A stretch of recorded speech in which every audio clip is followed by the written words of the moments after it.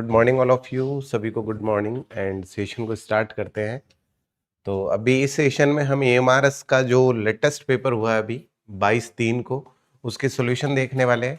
और दो पार्ट में इसको डिवाइड किया गया था, एक एमसीक्यू पार्ट था और एक सब्जेक्टिव या डिस्क्रिप्टिव पार्ट था, जिसमें से फर्स्ट 40 क्वेश्चन जो है वो आपके मल्टीपल चॉइस क्वेश्चन है। उसके बाद में आगे के जो क्वेश्चन है तो वो भी मल्टीपल चॉइस, लेकिन उनका मैनर जो है वो रखा गया है डिस्क्रिप्टिव मैनर। ठीक है, सो स्टार्ट करते हैं। उससे हमें दो चीज़ें पता चलेगी कि अभी जो डेटा आप पढ़ रहे हैं उसकी रेलिवेंसी कितनी है, वहाँ से कितने क्वेश्चंस आ रहे हैं, एंड जो पूरा डेटा, जिन बच्चों ने मेरे साथ में पूरा सिलेबस पढ़ लिया है उनको ये आइडिया लगेगा कि आप इस 100 में से कितने क्वेश्चन जो है वो बना सकते हैं। ठीक है, अगर मैं प्रीवियस बैच की बात करूं जो ऑलरेडी अपडेटेड है, सेकेंड ग्रेड के बैचेस है या केवीएस एनवीएस ईएमआरएस के जो बैचेस है, वहां से कितने क्वेश्चंस यहाँ पर हमें देखने को मिल रहे हैं, वो सारी चीजें हम डिस्कस करते हैं। तो सबसे पहले who gave the 3 philosophies of conservative, moderate and liberal for reference service. देखिए, अगर आप जो सेकेंड ग्रेड के नोट्स जब निकालेंगे, ठीक है, नोट्स निकालने पर आपको ये कंजर्वेटिव लिबरल थ्योरी वाला पेपर जो पेज 1 है उसी पे आपको ये लिखा हुआ मिलेगा कि जो conservative, moderate and liberal theory है वो दी है जेम्स वायर ने। ठीक है, अगर आप सेकेंड ग्रेड या केवीएस एनवीएस किसी भी बैच में आपने पढ़ा है, यूजीसी नेट में तो होना ही है, अगर आपने बाकी किसी भी बैच में पढ़ा है तो आपको पेपर 1 पे जो पेज नंबर 1 होगा उसी पे रेफरेंस सर्विस वाले में आपको जेम्स आई वायर जो है पूरा नाम लिखा हुआ दिखेगा। तो जेम्स आई वायर ने 1930 में classified reference service based on the degree of assistance provide किया था। ठीक है, जहां पर conservative provide the minimal help, moderate provide the balance and liberal provide the actual information. ठीक है, और अगर आप ये कहेंगे कि सर ये वाला डेटा लिया कहां से गया है, तो ये आपका जो ई अध्ययन है उसी के ऊपर जब आप जाएंगे और paper information source system services और इसका मॉड्यूल रेफरेंस सर्विस नाम से जो है उसमें आपको ये प्रश्न मिलेगा, और मेरा हर क्वेश्चन जो है उसके नीचे आपको रेफरेंस मिलेगा कि वो प्रश्न लिया कहां से गया है। ठीक है, तो पहला प्रश्न है उसका आंसर हो जाएगा जेम्स वायर। दूसरा प्रश्न आता है व्हाट इज क्रूस, CRUS मेनली रिलेटेड टू, ये किससे संबंधित है? तो देखिए यहां पर दो चीजें थी। अगर आपको फुल फॉर्म पता था फिर तो कोई दिक्कत ही नहीं थी। फुल फॉर्म अगर पता होता, जैसे कि centre for research on user study, तो अगर आपको इतना सा पता होता यूएस का मतलब भी यूजर स्टडी है, तो भी आप इसका आंसर बना लेते। ये किससे रिलेटेड है? अगर आप ये देखते हैं ये किससे रिलेटेड है, तो ये रिलेटेड है यूजर स्टडी से। ठीक है, इसके बाद में अगला प्रश्न जो आता है, मैंने इसका पूरा आंसर यहां पर डाला है। उसके बाद अगला प्रश्न आता है हमारे पास बायोस जो है, BIOS is stored in which of the following, BIOS इनमें से किसके अंदर स्टोर होता है? ठीक है, बायोस किसके अंदर स्टोर होता है? रोम के अंदर, डी रैम के अंदर, एस रैम के अंदर, रजिस्टर मेमोरी। जब मैं आपको कंप्यूटर पढ़ाता हूं तो मैं कहता हूं कि जब आपका सिस्टम ऑफ होने के बाद वापस ऑन होता है तो उसमें जो विंडो लोड करने का काम है, बेसिक आउटपुट, इनपुट आउटपुट जो सिस्टम, यानी कि जितने भी आपके हार्डवेयर कनेक्ट होते हैं कंप्यूटर के साथ में, वो इनेबल कैसे होते हैं, वो काम कैसे करते हैं? वो काम करते हैं with the help of BIOS, जिसका नाम ही है बेसिक इनपुट आउटपुट सिस्टम। और ये अगर रैम में इंस्टॉल होता, अगर ये प्रोग्राम रैम में इंस्टॉल होता, तो जैसे ही लाइट जाती उसी टाइम ये खत्म हो जाता। इसका मतलब जब अगली बार हम ऑन करते तो हमारे डिवाइसेस काम ही नहीं करते, तो रैम में तो नहीं होगा। कैश मेमोरी में होता, तो कैश मेमोरी होती है आपकी टेम्पररी मेमोरी, जो डेटा अभी आप काम कर रहे हैं उसका कैश क्रिएट होता है। ठीक है, तो कैश मेमोरी में भी नहीं हो सकता। अब हमारा आया रजिस्टर मेमोरी। रजिस्टर मेमोरी जो है वो प्रोसेसेस को स्टोर करती है, ना कि आपके किसी प्रोग्राम को स्टोर करके हमेशा के लिए होल्ड करती है। ठीक है, तो रजिस्टर भी नहीं हो सकता। इट मींस हमारा जो आंसर है वो क्या होगा? रोम, क्योंकि रैम के दो ऑप्शन दिए हुए थे तो दोनों ही एलिजिबल नहीं है। हमारा आंसर होगा रोम। रीड ओनली मेमोरी, ये जब आपका मदरबोर्ड बनाया जाता है उसी समय उसमें जो प्रोग्राम इंस्टॉल किए जाते हैं वो हमेशा के लिए इसमें स्टोर रहते हैं। तो बायोस के लिए, बायोस किससे रिलेटेड है? BIOS is stored in which of the following, तो आंसर क्या हो जाएगा? रोम आंसर हो जाएगा। इसके बाद आ जाता है हमारे पास PERT, PERT। ठीक है, प्रोजेक्ट इवेल्युएशन रिव्यू टेक्निक। ठीक है, अगर आप PERT देखेंगे 1958 में किसके द्वारा बनाया गया? आप नोट्स में इनमें से जितने भी प्रश्न हैं आप सेकंड ग्रेड के जो नोट्स हैं मैंने सारे अपलोड किए हुए हैं ऑनलाइन बेसिस में भी, ठीक है। ऑफलाइन बच्चों के पास पूरी शीट है। अगर आप देखेंगे तो पर्ट के जस्ट हमने नीचे लिखा हुआ है special project office of US navy, ठीक है। तो सिंपली आंसर करना था आपको कि पर्ट जो है वो डिजाइन किया गया 1958 में, और किसके द्वारा डिजाइन किया गया, तो special project office of US navy के द्वारा इसे जो है डिजाइन किया गया। इसके बाद आ जाता है हमारे पास में अगला प्रश्न, पिक द ओड वन। इनमें से अलग क्या है उसको पहचानना है। इंटरव्यू, क्वेश्चनियर, ऑब्जर्वेशन, तीनों के तीनों जो है वो डेटा कलेक्शन के टूल है। आप इंटरव्यू के थ्रू क्या करते हो, डेटा कलेक्ट करते हो। क्वेश्चनियर के थ्रू क्या करते हो, डेटा कलेक्ट करते हो। ऑब्जर्वेशन के थ्रू किसी को ऑब्जर्व कर रहे हो उस समय भी क्या कर रहे हो, डेटा कलेक्ट कर रहे हो। एंड द रिकॉर्ड एनालिसिस, ये डेटा कलेक्शन के आगे वाला स्टेप होगा। जब आप डेटा कलेक्शन कर लेंगे उसके बाद में उस डेटा का एनालिसिस करेंगे, तो ये क्या हो गया, ये हो गया आपका अलग रिकॉर्ड एनालिसिस, ठीक है। उसके बाद आता है हमारे पास FLOPS. FLOPS is use to measure the processing speed of which computer. अगर मैं फ्लॉप्स की बात करूं, फ्लॉप्स यूज करते हैं हम सुपर कंप्यूटर की स्पीड को मापने के लिए, ठीक है। आप जब कंप्यूटर की जो शीट है वो निकालेंगे, उस शीट में जब आप जाके देखेंगे तो सुपर कंप्यूटर के नीचे मैंने लिख रखा है कि स्पीड किस में मापी जाती है, और वहां लिख रखा है फ्लॉप्स, ठीक है। फ्लोटिंग पॉइंट ऑपरेशन पर सेकेंड, ये आपके फुल फॉर्म भी वहां पर लिखा हुआ है, ठीक है। Who compiled list of subject heading. List of subject heading किसने कंपाइल किया, list of subject heading Minnie Earl Sears ने किया था, ठीक है। और ये 4th नंबर पे आपको आंसर दिख रहा है, मिनी अर्ल सीयर्स। और ये वाले जो आपके सब्जेक्ट हेडिंग है, ये बच्चे 3rd ग्रेड में भी पढ़ते हैं ये वाला कंटेंट, तो उनको भी ये डेफिनेटली पता होगा। और अभी जो फाउंडेशन बेस चल रहा है उसमें जैसे कुछ टॉपिक हुए हैं, वहां से कौन कौन से क्वेश्चन आए हैं वो भी मैं आपको अभी दिखाने वाला हूं, जो बच्चे अभी शुरू किया जिन्होंने मेरे साथ पढ़ना। विच of the following is not an object oriented programming. इनमें से कौन सा ऑब्जेक्ट ओरिएंटेड प्रोग्रामिंग नहीं है।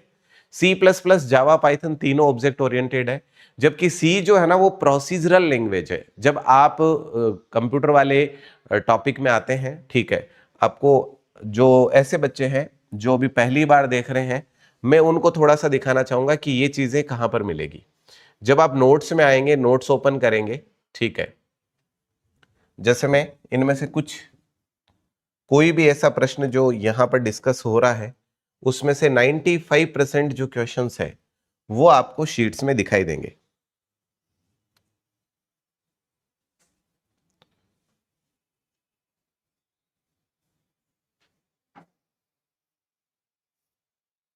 जैसे कि अभी हमारा डिस्कशन चल रहा था कि कंप्यूटर वाला जो डेटा है, ठीक है,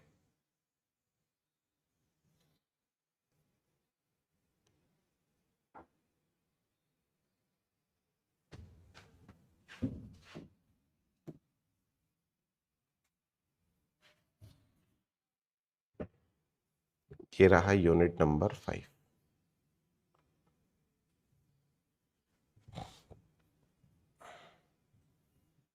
ये रहा कंप्यूटर वाला हमारा पूरा का पूरा जो नोट्स मैंने आपको करवाए थे सेकंड ग्रेड के टाइम में एंड EMRS KVS NVS के टाइम में, ठीक है। इसमें से देखिए कौन कौन से क्वेश्चंस आए हैं, ठीक है। अगर मैं इन्हीं क्वेश्चंस की बात करूं तो यहां पर सबसे पहले हमने जब स्टार्ट किया था डेटा पढ़ना, तो यहां पर एक टर्म आया था हमारे पास में कंपाइलर, ठीक है। यहाँ पर low level, machinery level, assembler, middle level, ठीक है। ये ट्रांसलेटर आ गया इधर, असेंबली लैंग्वेज को असेंबलर करता है, हाई लेवल लैंग्वेज को कंपाइलर। एक क्वेश्चन तो यही मिल जाएगा अभी आगे देखिएगा आप कंपाइलर का, ठीक है। इसके बाद में फिर आगे बढ़ते हैं, और अभी हमारे एक सामने सुपर कंप्यूटर का एक क्वेश्चन था। उसके अलावा हमारे सामने जो डिवाइसेस है उनको लेकर भी एक क्वेश्चन था। और ये देखिए यहाँ पर आपको बताया गया था कि जो चार्ल्स बेबेज है उन्होंने ही बनाया था डिफरेंस इंजन, और उन्होंने ही बनाया था एनालिटिकल इंजन, ठीक है। डिफरेंस इंजन और एनालिटिकल इंजन, ये वाला प्रश्न भी पूछा गया है इसमें, ठीक है। उसके बाद में फिर आगे बढ़ते हैं हम। अभी जो हमारा क्वेश्चन चल रहा था, जो मैं आपको दिखा रहा था, एक क्वेश्चन पूछा गया था इसमें कि जो VLSIC है वो कौन सी जनरेशन में यूज की गई। अगर आप देखेंगे 4th जनरेशन में तो ये मैंने 4th जनरेशन में मेंशन कर रखा है, ये देखिए very large scale integrated circuit. ठीक है, ये 4th जनरेशन में। एक इसमें पूछा गया था कि जो आईसी है उसको इंट्रोड्यूस, माइक्रो प्रोसेसर को किसने इंट्रोड्यूस किया। ठीक है, एक ये प्रश्न पूछा गया था। और ये सारी बातें जो मैं भी कर रहा हूं ये सारे क्वेश्चन के फॉर्मेट में मैं अभी आपको दिखाऊंगा। ठीक है,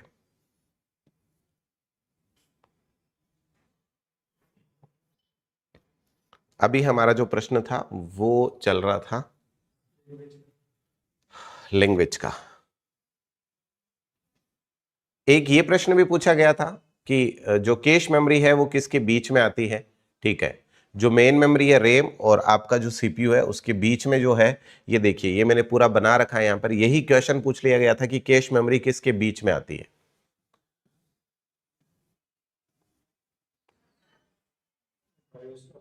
ये बेसिक इनपुट आउटपुट सिस्टम, ये देखो रोम के एरो लगा के क्या लिखा है, बायोस रोम में लिखे गए प्रोग्राम है। अभी थोड़ी देर पहले आपने ये देखा था कि बायोस किस में लिखे हुए प्रोग्राम होते हैं, यानी किस में स्टोर होते हैं।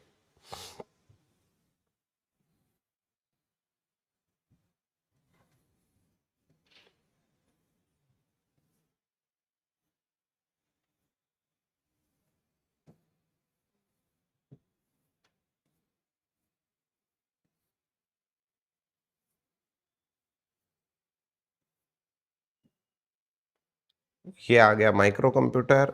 और अभी जो सुपर कंप्यूटर का क्वेश्चन इसमें पूछा गया है वो भी देख लेते हैं अपन।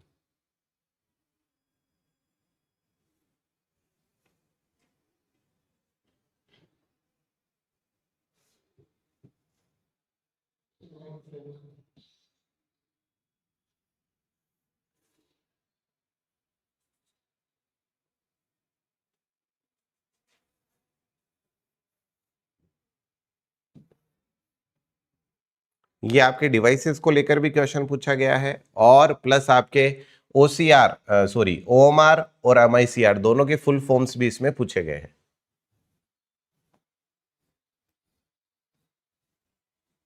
चलिए मैं आपको वापस पेपर पे लेके चलता हूँ। ऑलमोस्ट हर क्वेश्चन आपको देखने को मिलेगा जितने भी चैप्टर्स है। और मैं आपको ये बोल रहा था कि जो रेफरेंस सर्विस है उसके आपको पेज 1 पे ही जो रेफरेंस सर्विस वाला क्वेश्चन है, तो रेफरेंस किस में आया था, यूनिट नंबर 3 था क्या, यूनिट नंबर 4 मैनेजमेंट वाला आ गया। ये पार्ट वाला जो अपन ने डिस्कस किया था अभी, ठीक है, वो सारे आपको इसमें मिल जाएंगे।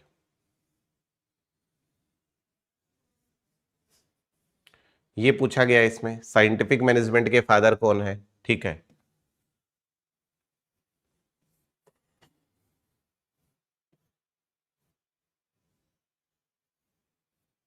एक ये पूछा गया है कि ब्यूरोक्रेटिक मैनेजमेंट थ्योरी किसने दिया है। ठीक है,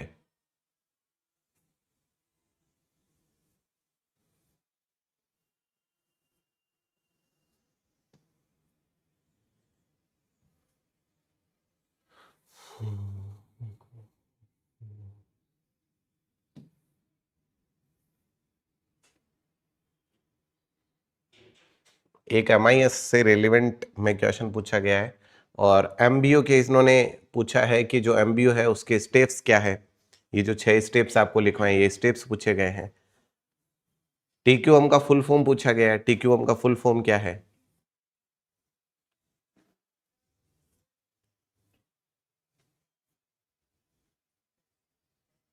ये रहा part, statistical tool used in project management used for saving developed, use for time saving developed by US navy.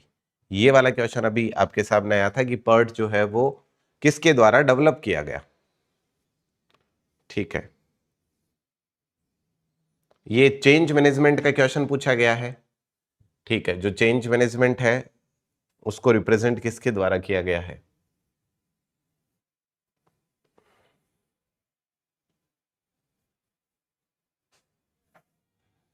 अब वो जो रेफरेंस वाला पार्ट है वो निकालता हूं मैं, रेफरेंस वाला पार्ट शायद इसके बाद आएगा।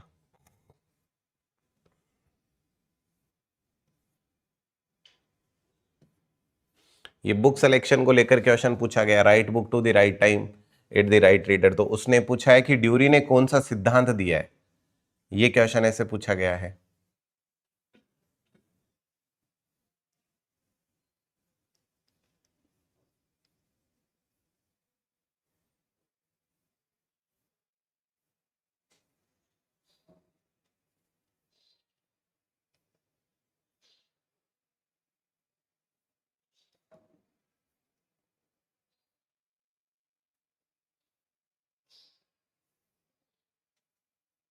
कैटालॉग कार्ड की साइज पूछी गई है।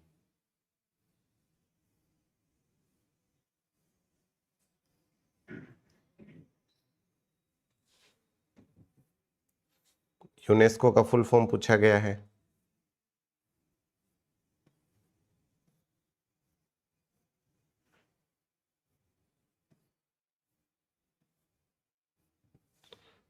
चलिए कुछ और भी क्वेश्चंस है जो आपको दिखाते हैं। विच of the following is object oriented programming language, जो नहीं है उसका आंसर हो जाएगा सी।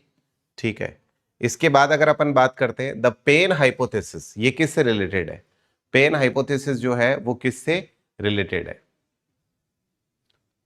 अनमोल जी कहते हैं कि सर केवीएस जो है उसमें भी ऐसे ही आएगा क्या? बिल्कुल ऐसे ही आएगा, डिट्टो इसी तरीके से आएगा। पेन हाइपोथेसिस जो है वो किससे रिलेटेड है? तो ये यूजर नीड से रिलेटेड है। पेन का मतलब होता है यहां पर propensity, ability, intensity and necessity. ठीक है, और ये एनालाइज करने के लिए, यूजर की नीड को एनालाइज करने के लिए हम इसका यूज करते हैं। ठीक है, तो ये भी इसी का पार्ट हो जाएगा, यूजर नीड का। According to Maharashtra public library act, the district library committee in each district should consist of how many members? तो ये मेंबर की संख्या होगी 15। ये अलग है, हम डेडिकेटली इसको नहीं पढ़ते महाराष्ट्र वाले को। थर्ड ग्रेड के टाइम में, सेकंड ग्रेड के टाइम में हम पढ़ते हैं राजस्थान वाले को, जब राजस्थान के पॉइंट ऑफ व्यू के साथ पढ़ते हैं। Who was the chairman of committee on university and college library? ठीक है, तो ऐसा Ranganathan. How many types of matter has been recognized in CC? अगर आप देखेंगे नोट्स में, सीसी के 7th एडिशन जब हमने लिखा है तो उसके लास्ट में मैंने आपको लिखवाया है कि जो सीसी का 7th एडिशन था उसमें जो मैटर है उसकी 3 कैटेगरी बना दी गई थी। मैटर प्रॉपर्टी, मैटर एनर्जी, और एक आपके आ गया था मैटर प्रॉपर्टी, मैटर मेथड और मैटर मटेरियल। ये 3 कैटेगरी वहां पर बना दी गई थी। ठीक है, और ये आपके जब आप देखेंगे लास्ट पेज पे, जो सीसी 7th एडिशन का लास्ट पेज हमने लिखा था उस पे हमने ये तीनों कैटेगरी मेंशन की है, जो आपके पास शीट दी गई थी। उसके बाद आ जाता है हमारे पास add to notes in DDC similar to which device? तो जो एड टू है ये डिवाइस सिमिलर है आपके सब्जेक्ट डिवाइस के। ठीक है, और ये पूरे के पूरे जो थर्ड ग्रेड वाले बच्चे उन्होंने क्वेश्चन ही सॉल्व किया डिटो। ठीक है, ऑलमोस्ट बहुत सारे क्वेश्चन डिटो रिपीटेड है। How simple, how trivial and yet how seminal? ये कौन सा जो लो है उसके लिए कहा गया है? तो ये फर्स्ट लो के लिए कहा गया है। ठीक है, आपको 5 लोज करवा दिए क्या? Okay. What is scalar chain? Scalar chain क्या होता है? ये होती है clear line of formal authority. जो फॉर्मल अथॉरिटी होती है उसकी लाइन के लिए हम क्या वर्ड यूज करते हैं? Scalar chain. Which service is an attempt to turn the library into a social centre? कौन सा सर्विस जो है एक लाइब्रेरी को सोशल सेंटर में कन्वर्ट करता है? तो ये है एक्सटेंशन सर्विस। एक्सटेंशन सर्विस में हम क्या करते हैं? आउट ऑफ द प्लेस जाकर चीजें डिस्ट्रीब्यूट करते हैं। ठीक है, जैसे कि मोबाइल ऑन व्हील, इस तरह के जो बिहेवियर्स है, या लीफ लाइट्स है, या बैनर्स है, या प्रदर्शनियां जो लगाते हैं अपन। ठीक है, वो सारे काम किस में होते हैं? एक्सटेंशन सर्विस में। उसके बाद आ जाता है हमारे पास Ranganathan's reader ticket book ticket method, जो है वो किस पर आधारित था? तो ये ब्राउनी चार्जिंग सिस्टम जो है उस पर आधारित था। और ये पीवाईक्यू का ऑलमोस्ट आपको देखा जाएगा कि 60% जो क्वेश्चन है डायरेक्टली पीवाईक्यू में से कैप्चर्ड है। ठीक है, एग्रिस जो है कब एस्टेब्लिश हुआ था? मैंने सारे ईयर रटवाए थे आपको, 1974। एग्रिस जो है 1974 में, सारी संस्थाओं को मैंने एक साथ लिखकर आपको याद करवाया था। ठीक है, इसके बाद में आता है हमारे पास में what is budget prepaid for allocating large funds for new project और एक्टिविटी? लार्ज फंड के लिए हम यूज करते हैं कैपिटल बजट। ठीक है, who develop the Indian citation index? Indian citation index जो है नॉलेज फाउंडेशन के द्वारा तैयार किया जाता है। उसके बाद में नेक्स्ट आता है हमारे पास में यूनिवर्सल कॉपीराइट कन्वेंशन, यूसीसी। जब अपन यूनेस्को पढ़ रहे थे उसमें अपन ने यूसीसी लिखा था। ठीक है, और यूसीसी आता है 1952 में। ये अल्टरनेटिव है बर्न कन्वेंशन का। अर्बन यूथ जो है, ये लीजिए भाई, अभी पढ़ रहे हो आप ये वाला chapter. Urban youth in is example of which of the following modes of formation of subject? बताइए, अर्बन यूथ इनमें से किसका एग्जांपल है? सुपर इंपोजिशन, तो ये तो मेथड ही नहीं है भाई, इस ऑप्शन को तो हटा ही दो। क्लस्टर, यहाँ पर मल्टीपल जो सब्जेक्ट एक्सपर्ट है वो काम करते हैं, और जनरली ऐसे शब्दों के लास्ट में लोजी लिखा हुआ मिलता है आपको, ठीक है। तो क्लस्टर भी नहीं होगा। फ्यूज टुगेदर, दो शब्दों को जोड़कर एक नए विषय की जो है नया विषय क्रिएट किया जाता है, ऐसा भी यहाँ पर नहीं है। और वैसे तो बहुत इजी इसको ऐसे माना जा सकता है कि अर्बन यूथ, एक पर्टिकुलर मेन क्लास ले लीजिए जैसे सोशल साइंस, उसके साथ में एक आइसोलेट को जोड़ा जा रहा है, ठीक है। तो अर्बन यूथ क्या हो गया, ये हो गया लेमिनेशन। उसके बाद है Ethernet is a transmission protocol used in which type of computer network. Ethernet का यूज, इथरनेट होता है RJ45 जो लेन केबल होती है उसको इथरनेट बोलते हैं अपन। इथरनेट किसके लिए यूज होता है, लोकल एरिया नेटवर्क के लिए। Pick the odd one. Odd one क्या है, canon of characteristics, canon of context, canon of chain, canon of array. अभी आप आगे जाकर मेरे साथ कैनन पढ़ेंगे, ठीक है। उसमें हम देखेंगे जो सबसे पहला आपका कैरेक्टरिस्टिक्स वाला डिस्कशन है, चेन वाला डिस्कशन है, एरे वाला डिस्कशन है। ये हम जो तीन कैटेगरी बनाते हैं, सबसे पहली कैटेगरी कौन सी होती है, आइडिया प्लेन। तो ये तीनों तो आइडिया प्लेन में आते हैं, जबकि कॉन्टेक्स्ट किस में आता है, नहीं नहीं नहीं नहीं, आइडिया प्लेन के ठीक बाद में वर्बल प्लेन, कॉन्टेक्स्ट आता है वर्बल प्लेन में, ठीक है। उसके बाद आता है मोरक्को लेदर जो है derived from the skin of which animal. Morocco leather किसकी स्किन से लिया जाता है, तो गॉट की स्किन से। हमने जब ये सारी चीजें मेंशन की है वहां पर पर्टिकुलरली मेंशन किया है कि जो मोरक्को है उसका संबंध जो है वो गॉट यानी कि जो बकरी है उसके लेदर, उसकी जो खाल है उससे रेलिवेंसी है इसकी, उसकी स्किन से रेलिवेंसी है। लोइक्स मेनली एसोसिएटेड विथ, यहां पर अगर आपको थोड़ा सा इसके बारे में पता होता तो आप आइडिया लगा सकते थे। LO का मतलब लाइब्रेरी ओरिएंटेशन, ऐसे निकाला जा सकता था। LOEX is a clearing house for material used in library instruction and orientation programme.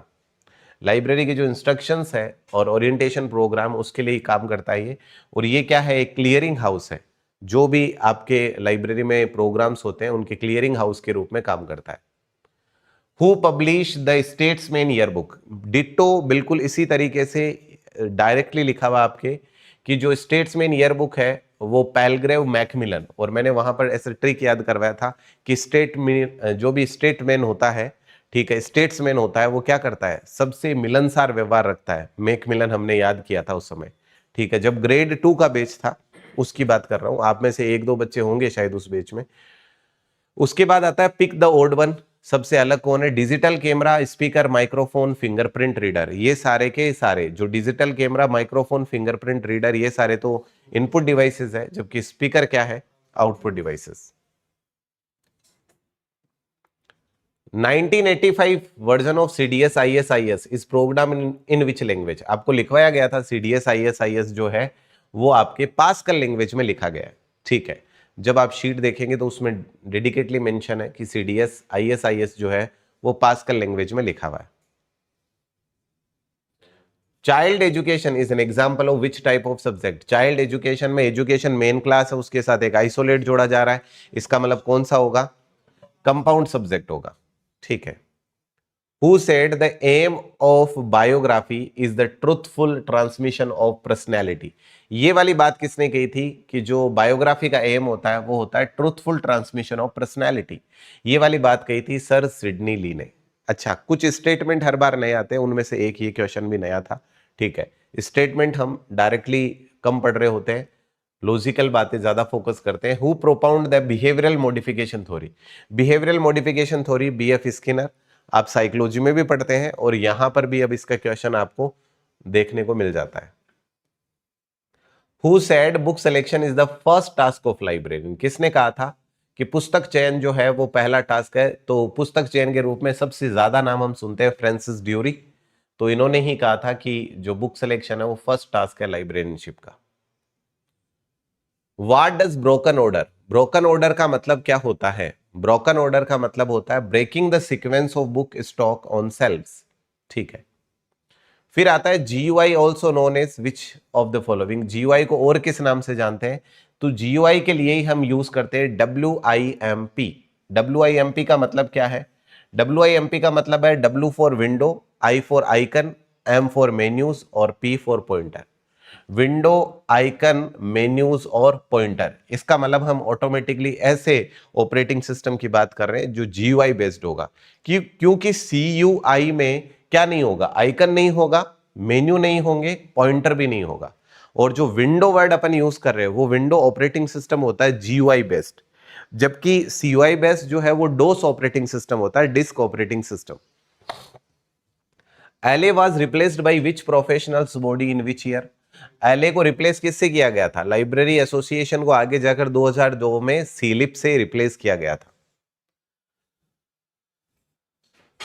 उसके बाद आता है which what does Henri Fayol principle? Esprit de corps. Esprit de corps का मीनिंग किससे संबंधित है? टीम स्पिरिट से संबंधित है। ठीक है। एसीआर 2 रिवाइज्ड का सेकंड एडिशन, रिवाइज्ड का सेकंड एडिशन तो रिवाइज्ड 88 में आता है, और उसका फिर रिवाइज्ड का सेकंड एडिशन जो है आपको लिखवाया गया था कि रिवाइज्ड का सेकंड एडिशन जो है वो 98 में आया, उसके बाद 2002 में आया, फिर 2005 में आया। ठीक है। Barcode was invented by, barcode किसने इन्वेंट किया था? Norman Joseph Woodland. आप देखेंगे बारकोड जब हमने पढ़ा था उसके नीचे मैंने ये लिखवाया था invented by, father of barcode. ठीक है। तो वुडलैंड अगर याद रहा है, नॉर्मन जोसेफ जो भी याद रहा है उससे आराम से बन जाएगा। What are non conventional source according to S R Ranganathan. इनमें से कौन सा नॉन कन्वेंशनल सोर्स है? तो अगर आपकी बात करें बुक्स एंड पीरियोडिकल, ये तो कन्वेंशनल है। Directly created documents without human intervention, ये मेटा डेटा है। और स्टैंडर्ड एंड स्पेसिफिकेशन, ये नियो आपके जो सोर्सेज है उनमें आएगा। तो audio and video and microphones, ये आपके नॉन कन्वेंशनल फॉर्म है। और आपके जो रेफरेंस सोर्स वाला यूनिट है उसमें पहले पेज पर ही ये सारी चीजें लिखी हुई है। अब आ जाता है आपका डिस्क्रिप्टिव पार्ट। 40 क्वेश्चन तो आपके थे मल्टीपल चॉइस क्वेश्चन, और अब आपके जो अगला पार्ट आता है वो आता है डिस्क्रिप्टिव पार्ट। और डिस्क्रिप्टिव पार्ट जो है उसमें पहला प्रश्न आपके था, जैसे एक क्वेश्चन है उसमें ए बी सी डी 4 ऐसे पार्ट बना दिए और पूछ लिया गया, बाकी आंसर तो सारे वन लाइनर है, फिर भी मैंने कोशिश की डिस्क्रिप्टिव मैनर में डालने की ताकि आपको बेहतर समझ में आए। जैसे क्वेश्चन आया कि टाइप्स ऑफ एकेडमिक लाइब्रेरी, बस इतना पूछा गया है कि जो टाइप्स है एकेडमिक लाइब्रेरी के वो बताने। तो एकेडमिक लाइब्रेरी के 3 टाइप है, स्कूल लाइब्रेरी, कॉलेज लाइब्रेरी और, बस इतने में आंसर खत्म, इतना ही था। ठीक है। दूसरा था फुल फॉर्म ऑफ आइसलिक। आइसलिक का फुल फॉर्म क्या होगा? तो Indian association of special library and information centre. ठीक है, ये ही आंसर था। बस आगे तो मैंने अपनी तरफ से चीजें मेंशन की है कि क्या क्या एड ऑन हो सकता है इसमें। हाँ, वन लाइनर सारे के सारे। ठीक है। फिर पूछा गया 2 एक्सटेंशन सर्विस बता दो भाई। एक्सटेंशन सर्विस में जैसे मोबाइल लाइब्रेरी सर्विस ले लीजिए, बुक एग्जीबिशन ले लीजिए, पब्लिक लेक्चर ले लीजिए, स्टोरी टेलिंग ले लीजिए, एग्जीबिशंस ले लीजिए, ये सारे के सारे जो है वो एक्सटेंशन सर्विसेज है। Define book trade. Book trade क्या होता है? बुक ट्रेड का मतलब हो गया production and distribution of books. ठीक है। जब आप प्रोडक्ट इंट्रोड्यूस करते हैं वहां से सेलिंग तक का जो प्रोसेस है वो सारा किस में आता है? बुक ट्रेड में आता है। Second state to enact public library act. कौन सा सेकेंड स्टेट है जिसमें पब्लिक लाइब्रेरी एक्ट लागू किया गया? उस स्टेट का नाम क्या है और कब लागू किया गया? ये दोनों प्रश्न पूछे गए थे। स्टेट का नाम आपको पता है, मदारी को अंधाकर, हमने ऐसे याद किया था। तो मदारी से मद्रास था और 2 नंबर पे था आंध्र प्रदेश। आंध्र प्रदेश। और लागू कब किया गया था? तो 1960 में, 1960 में। इसके बाद में नेक्स्ट प्रश्न पूछा गया था कि यूनेस्को का फुल फॉर्म क्या है? United Nations Educational Scientific and Cultural Organization. बस इतना ही क्वेश्चन था। अब सी पर आ जाते हैं। 2 रीजनल लाइब्रेरी नेटवर्क इंडिया। कोई भी 2 रीजनल लाइब्रेरी, तो मैंने आपको रीजनल लाइब्रेरी नेटवर्क की उस समय पूरी लिस्ट बनवाई थी कि ये बॉम्बे का है, ये जो है कैलकाटा का है। ठीक है, ये सारे के सारे हमने लिस्टिंग की थी, उनमें से कोई भी 2 लिख दो। ठीक है। तो जैसे एक आ गया अहमदाबाद लाइब्रेरी नेटवर्क, एक आ गया बॉम्बे लाइब्रेरी नेटवर्क। इसके बाद आता है what is inter library loan. Inter library loan क्या होता है? तो ये होता है रिसोर्स शेयरिंग। ठीक है। स्टैंडर्ड साइज क्या होगा कैटलॉग कार्ड का? तो 5 × 3 इंचेस में, और सेंटीमीटर में 12.5 × 7.5 सेंटीमीटर। तो अगर आपने दोनों में से एक चीज लिख दी है तो वो बिल्कुल करेक्ट है। उसके बाद आ गया हमारे पास में क्वेश्चन नंबर 3। हर क्वेश्चन में, एक क्वेश्चन में 4 ABCD 4 सेक्शंस बना दिए गए और उसका क्वेश्चन फॉर्मेशन कर दिया गया। जैसे ये तीसरा है standard size of catalogue card. अब आ गया elements in Dublin core Meta data.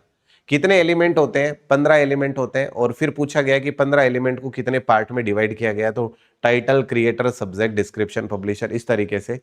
तो सीधा सीधा प्रश्न था कितने पार्ट में डिवाइडेड है। एडवांस में 18 होते हैं, बिल्कुल। लेकिन इन्होंने एडवांस नहीं पूछ के सिर्फ डबलिन कोर बोला है, ठीक है। What is फोक्सोनोमी? फोक्सोनोमी क्या होता है? तो फोक्सोनोमी रेफर करता है यूजर कोलैबोरेशन को, ठीक है, जहां पर टैगिंग की बात होती है। सिंपल सा क्वेश्चन था। यहां पर अगर बोले तो हम कह सकते हैं कि मॉडर्न क्लासिफिकेशन, इसका एक दूसरा टर्म यूज कर सकते हैं फोक्सोनोमी के लिए। लेटेस्ट एडिशन क्या है डीडीसी का? यह प्रश्न पूछा गया, बताओ आप, ठीक है। लेटेस्ट एडिशन कौन सा है एंड वो कितने वॉल्यूम्स में आया है, यह पूछा गया था। तो लेटेस्ट एडिशन जो है वो 4th एडिशन है, 23rd एडिशन है। और कितने वॉल्यूम में आया? तो 4 वॉल्यूम में आया। अब 4 वॉल्यूम कौन कौन से थे? पहला वॉल्यूम क्या था? फर्स्ट वॉल्यूम डीडीसी का फर्स्ट वॉल्यूम इंट्रोडक्शन वाला है। सेकंड वॉल्यूम 000 से 599 है। थर्ड वॉल्यूम जो है 600 से 999 है। और फोर्थ वॉल्यूम जो है रिलेटिव इंडेक्स है, ठीक है। ये 4 वॉल्यूम। इसमें तो बस इतना ही पूछा गया है कि कब आया था और कितने वॉल्यूम में आया। मैं आपको थोड़ा आगे बता रहा हूं, ठीक है। बिल्कुल बिल्कुल। तो ये 4 वॉल्यूम्स में। अब knowledge in the cotton thread analogy, इसको लेकर एक क्वेश्चन पूछा गया था कि अगर आप मान लीजिए जो कॉटन है, इसमें यह था कि अगर आप डेटा को कॉटन बोल रहे हो, नहीं सॉरी, कॉटन को अगर आप डेटा कह रहे हो, थ्रेड को अगर आप इंफॉर्मेशन कह रहे हो, तो नॉलेज के लिए क्या यूज करोगे? यदि आप कॉटन को क्या कह रहे हो?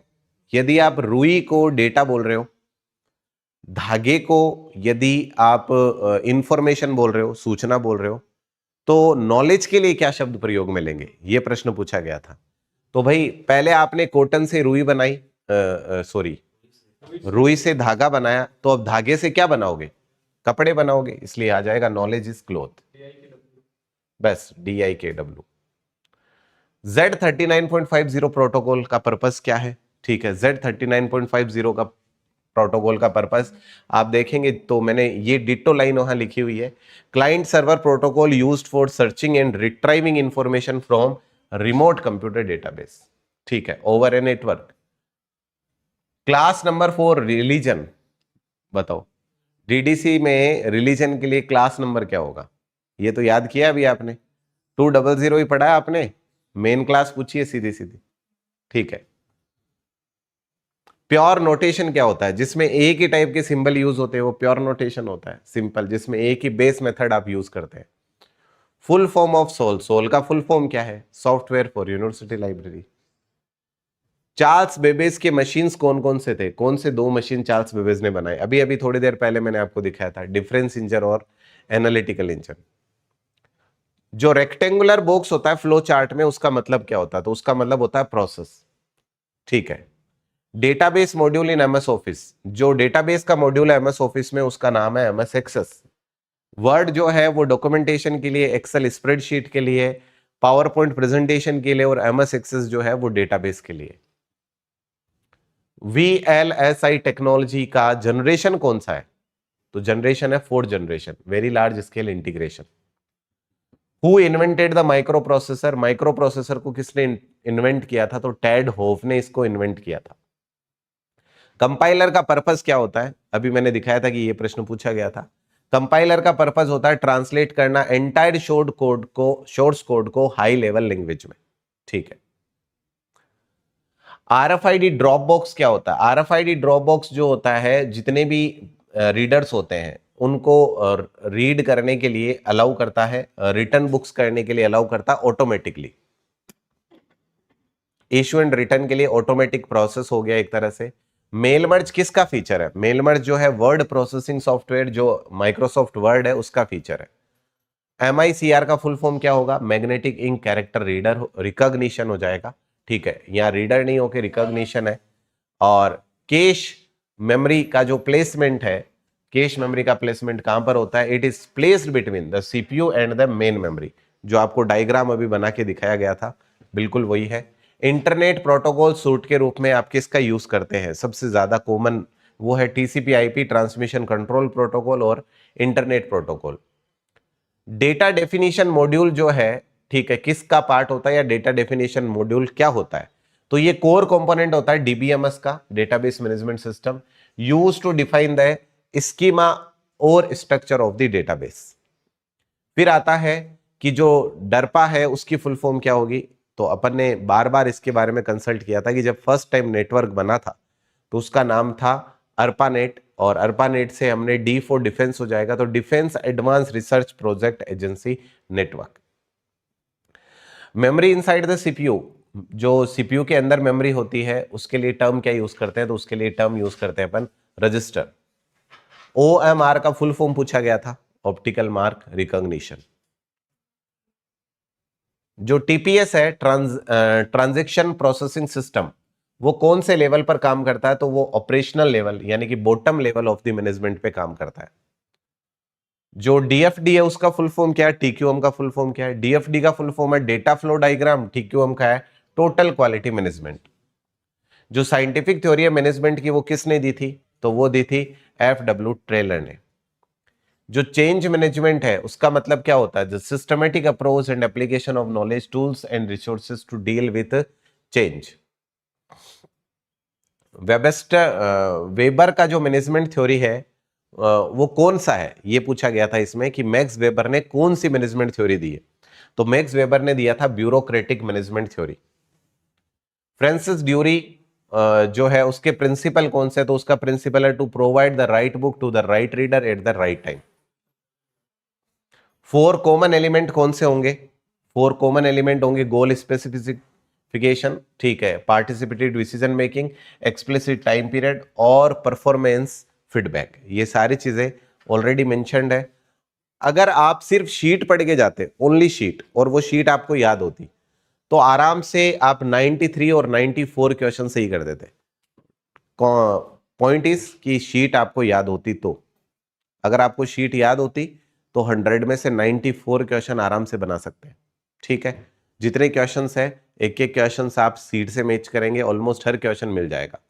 जो फंक्शंस होते हैं मैनेजमेंट के, ठीक है, उसमें ये वाले फंक्शंस जो है वो किसने दिए थे? जहां पर अपन पहले प्लानिंग की बात करते हैं, उसके बाद लीडिंग की बात करते हैं। प्लानिंग के बाद रीडिंग की बात जो है स्टेफन पी रॉबिन्स ने की थी।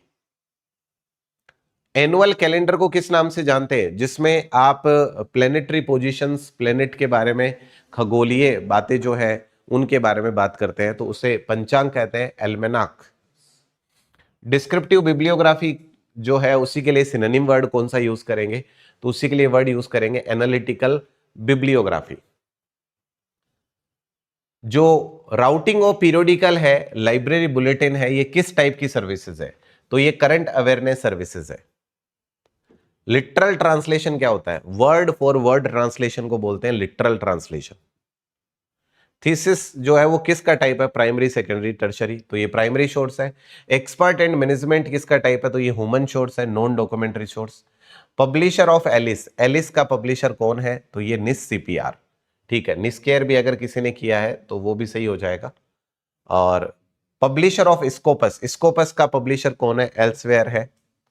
बूलियन ऑपरेटर फॉर स्पेसिफिसिटी, अगर आपको कोई particular point two point search करना है तो उसके लिए एंड ऑपरेटर अपन यूज करते हैं। मैंने बताया था कि एंड जो है वो narrow search, point two point search के लिए है, जबकि और जो है वो ब्रॉड सर्च के लिए यूज करते हैं अपन। ट्रांसलेशन पुल क्या होता है? ट्रांसलेशन पुल होता है कलेक्शन और central registry of translated document to ensure that the same document is not translated multiple times. ऐसा नहीं है कि ये डॉक्यूमेंट मल्टीपल टाइम ट्रांसलेट हो गया, इसका मतलब जो आपके रिडंडेंसी ऑफ डेटा है या डुप्लीकेशन ऑफ डेटा है उससे बचाने के लिए हम यूज करते हैं ट्रांसलेशन पुल। ये पुल लिखा हुआ है ट्रांसलेशन पुल। और एनविश जो है उसका फुल फॉर्म पूछा गया था, एनवायरमेंटल इंफॉर्मेशन सिस्टम। फिर पूछा गया था कि लिस्टा का पब्लिशर कौन है? लिस्टा को पब्लिश करता है इबेस्को पब्लिशिंग। ये सारी चीजें, एक भी क्वेश्चन आपको बाहर नहीं मिलेगा जो भी मैं भी पढ़ रहा हूं, ठीक है।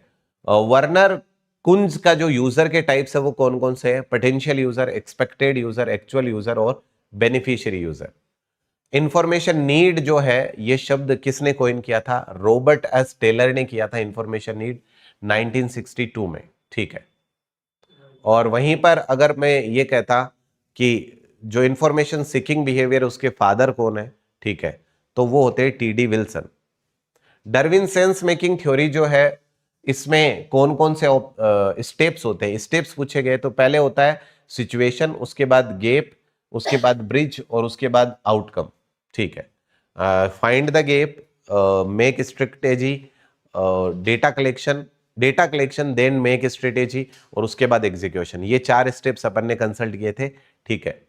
उसके बाद आ जाता है ऑनलाइन बिहेवियर एनालिसिस के लिए हम किसका यूज करते हैं? ऑनलाइन बिहेवियर एनालिसिस के लिए हम ट्रांजैक्शन लॉग एनालिसिस टीएलए का यूज करते हैं। उसके बाद लास्ट 15 नंबर पे जो क्वेश्चन है, म्यू ने कौन सा डेफिनेशन दिया था? Instruction design to help user identify, locate and use library resources effectively. ये म्यू की डेफिनेशन थी। सीधा सीधा क्वेश्चन पूछा गया था। फादर ऑफ आईएसबी कौन है? तो इंफॉर्मेशन सीकिंग बिहेवियर, आईएसबी का मतलब है इंफॉर्मेशन सीकिंग बिहेवियर। तो इंफॉर्मेशन सीकिंग बिहेवियर के फादर, मैंने कहा इंफॉर्मेशन सीक करने की जिसकी इच्छा हो उससे याद करवाया था विल्सन, ठीक है। तो ये टीडी विल्सन हो जाएंगे। कुहलताओ के स्टेजेस क्या होंगे? इसे एफसीपी, ये मैंने आपको याद करवाया था, यूट्यूब पर भी ये मैंने इंफॉर्मेशन को लेकर एक वीडियो शेयर किया था कि जो आपके सीकिंग बिहेवियर के मॉडल है वो कौन कौन से। इसे initiation, selection, exploration, formulation, collection and presentation. उसके बाद आ जाता है इंफॉर्मेशन एनकाउंटरिंग। ये किसने दिया था? मैंने ई से याद करवाया था, ई से एनकाउंटरिंग, ई से एडल्स, कॉन्सेप्ट गिवन बाय सेंडा एडल्स, ठीक है। तो ये आपका पूरा का पूरा पेपर था। इसका मतलब पूरे पेपर के एनालिसिस के बाद में एक बात समझ लीजिए, ठीक है। अनमोल जी कहते हैं सर 12 नंबर का बी देखिए एक बार के लिए। 12 नंबर का बी है expert and manager type. Sir यहां पर है ना डॉक्यूमेंट सोर्स के टाइप बारे में पूछा गया है, ठीक है।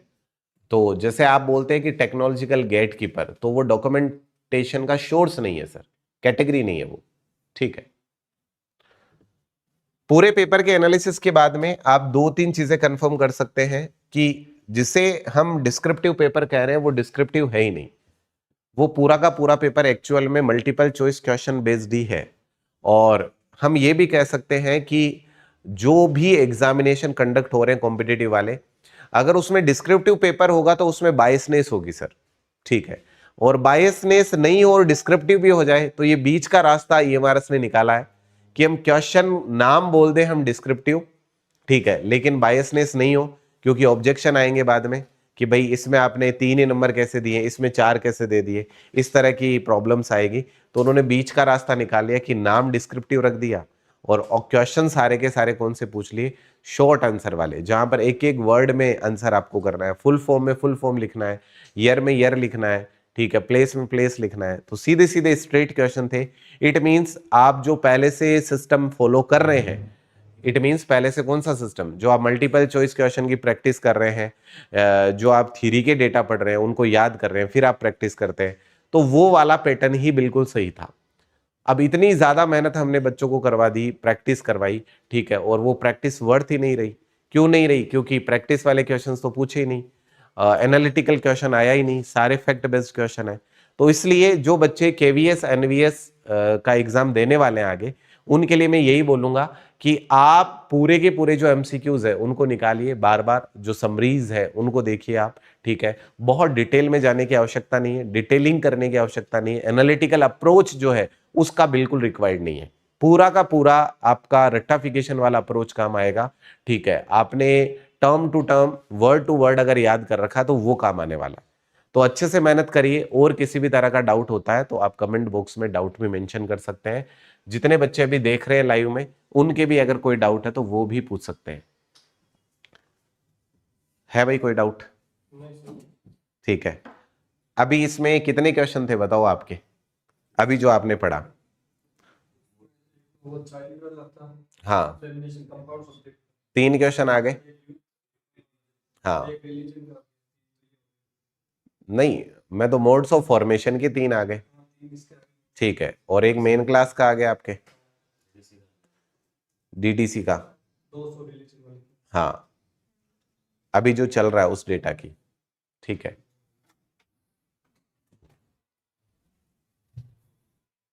इसमें वो वर्ड लिमिट नहीं दे रही थी ना? वर्ड लिमिट नहीं था, लेकिन नीचे 2-3 लाइन, 2-3 3-4 3-4 लाइन दी हुई थी, तो अपने आप वर्ड लिमिट हो गई वो।